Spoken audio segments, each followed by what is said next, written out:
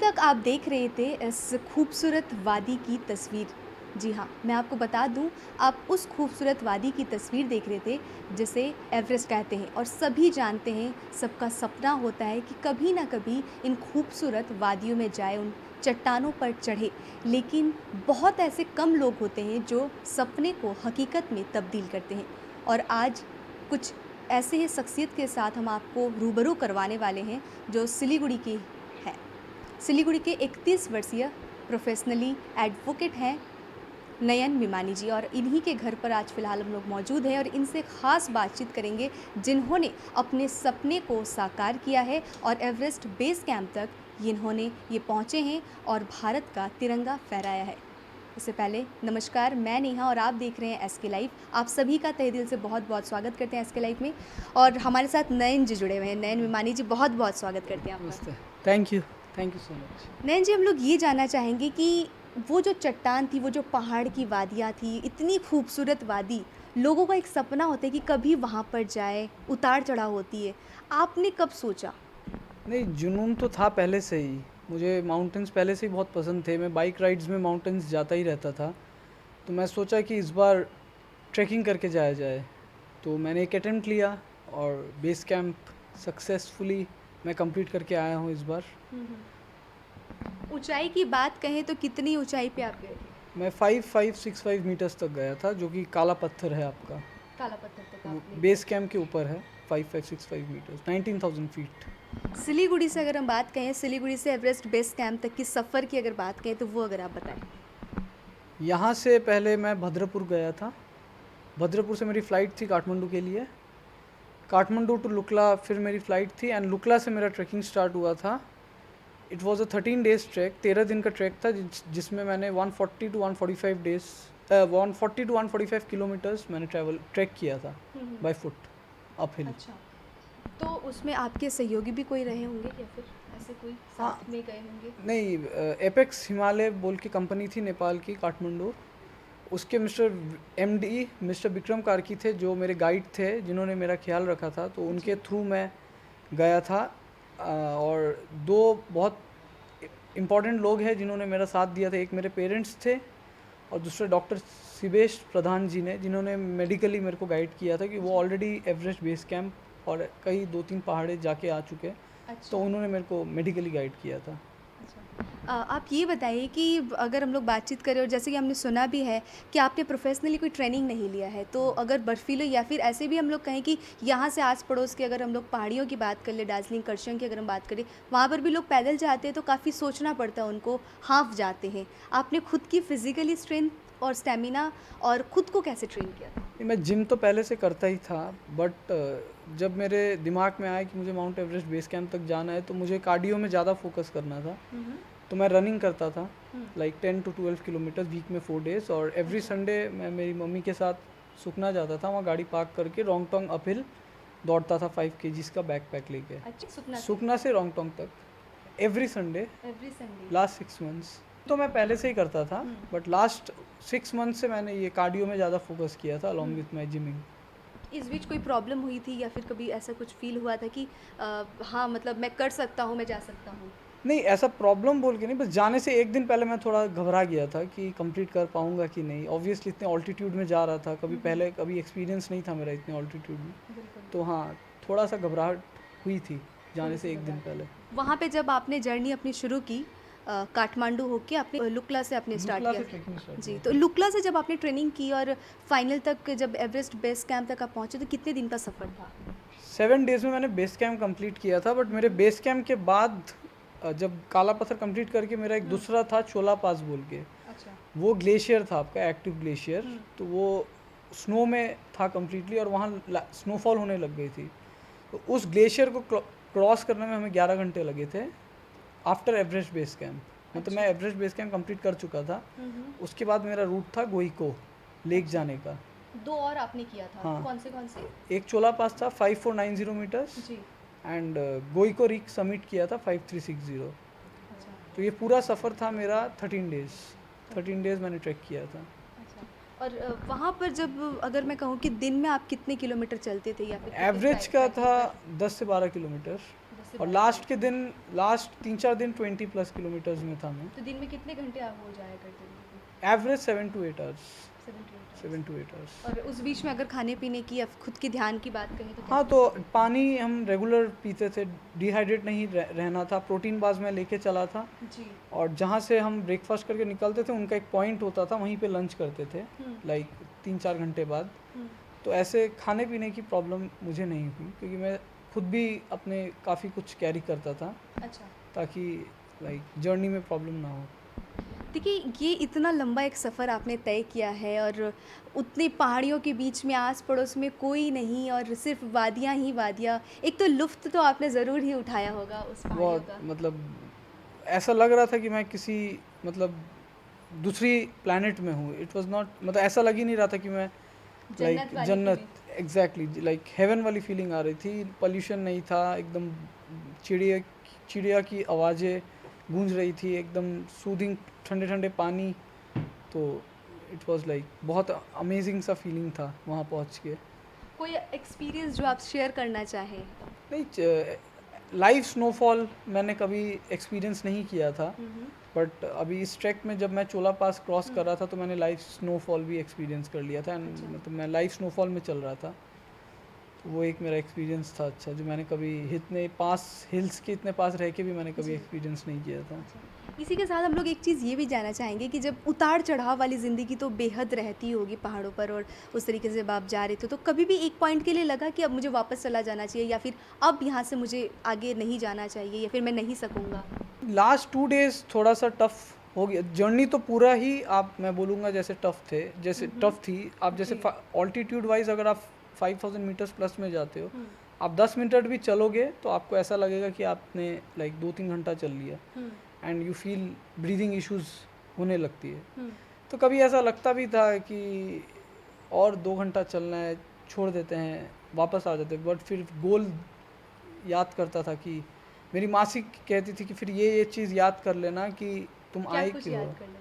कि मेन किस लिए आए हो तुम इस जगह। जब ऐसा फील हो कि आगे नहीं जा सकते तो ये सोचना कि क्यों आए हो। तो मैं ये सोच लेता था कि मुझे तो आगे बेस कैंप पहुंचना है, तो फिर I used to get motivated और मैं चलते गया और फाइनली। कभी पाँव दुखा उस आपकी जर्नी में? नहीं। नहीं। बिल्कुल। देखिए, बहुत सारे लोग हैं ऐसे जो जाना चाहते हैं, बहुत सारे नौजवान होंगे या फिर बहुत सारे यूथ होंगे जो देख रहे हैं आज के इस प्रोग्राम को। वो भी सोचते होंगे कहीं न कहीं मुझे भी जाना चाहिए, मुझे भी अपने सपनों को पूरा करना चाहिए। उनके लिए क्या मैसेज देंगे?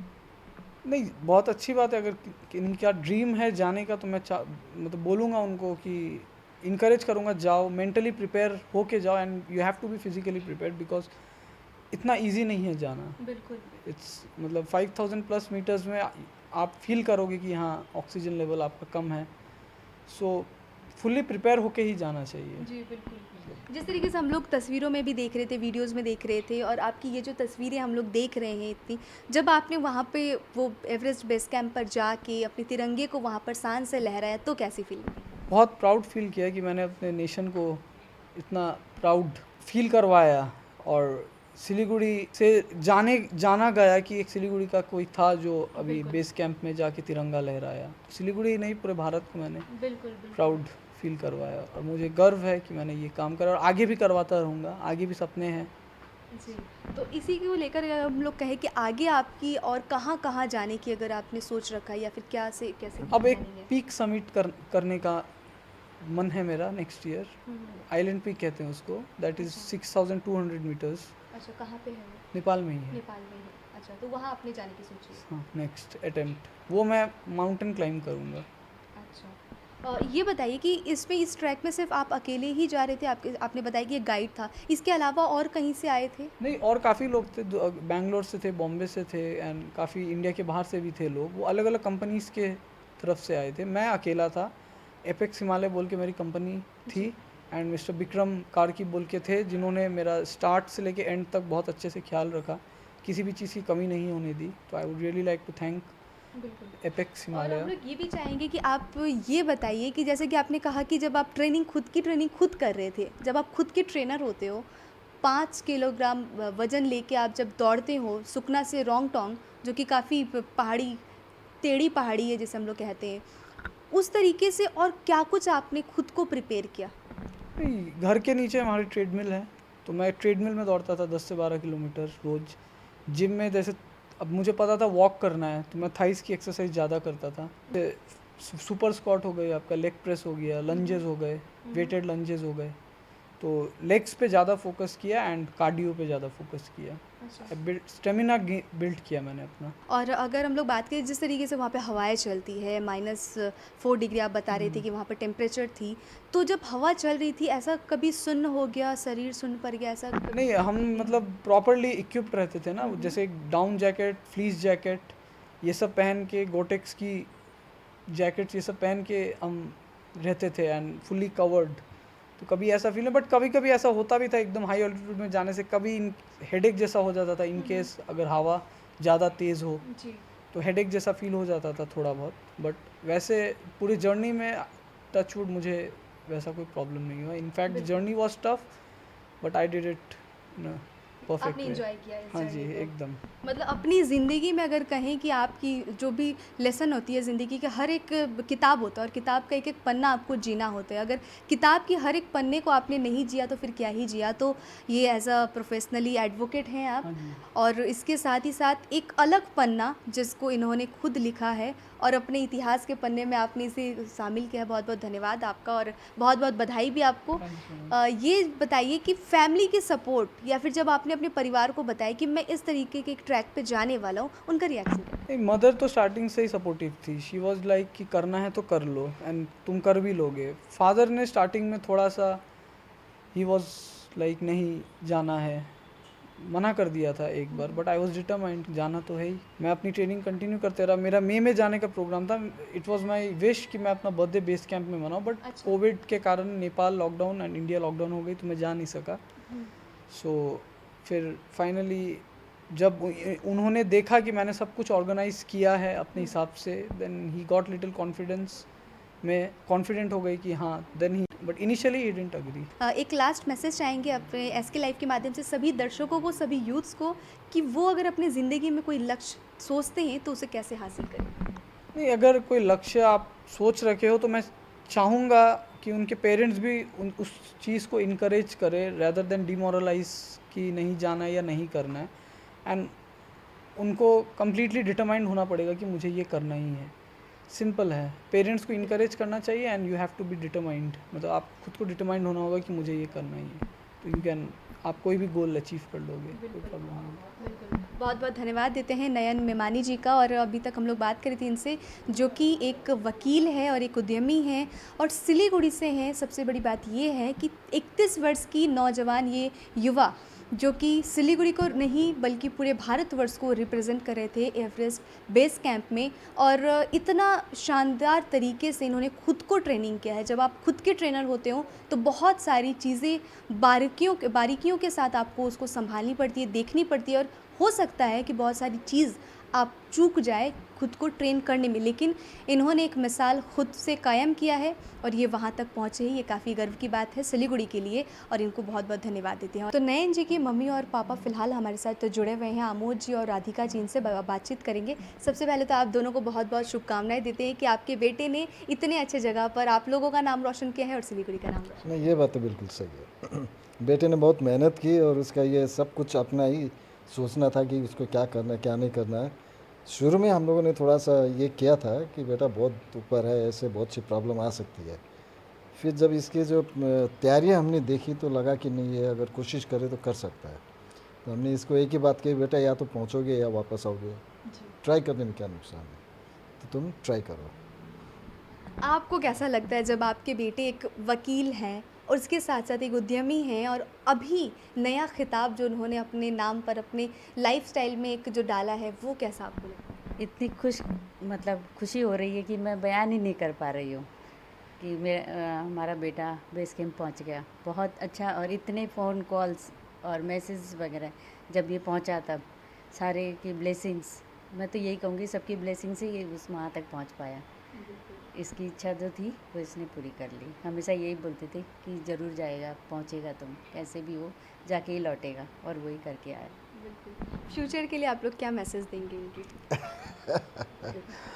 इमीडिएट तो अब इसकी शादी का ही है पहले, उसके बाद में ये कोई दूसरा और पिक इसने सेलेक्ट कर रखा है, जी तो अगर कोशिश करेगा, अगर संभव हुआ कभी तो जाएगा ज़रूर।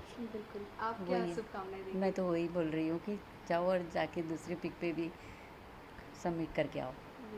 लाइव को बहुत बहुत धन्यवाद, आप लोग जो कवर कर देते हो, इससे क्या होता है और जो यंगस्टर्स है जिसको कहीं जाना हो तो उनके जब खबर नहीं पहुंचती है ना, ये आप लोग पहुंचा देते हो, इसके लिए बहुत बहुत धन्यवाद आपको। बहुत बहुत धन्यवाद आप लोगों का और बहुत बहुत शुभकामनाएं आप लोगों को। तो हम लोग बातचीत कर रहे थे नयन विमानी जी के मम्मी और पापा से, और आगे ऐसे ही आप अपडेट्स के लिए और तरह तरह की विभिन्न प्रकार की खबरों के लिए देखते रहिए SK लाइव। धन्यवाद।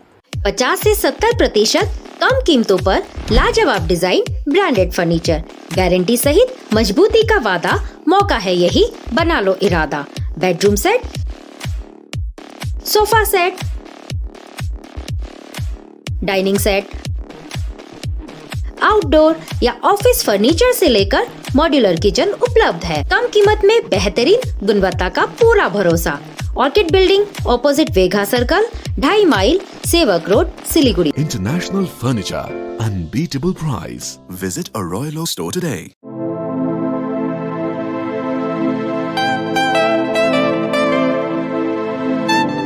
This is the membrane door made with a block board, 2000 rupees for a general door size per piece.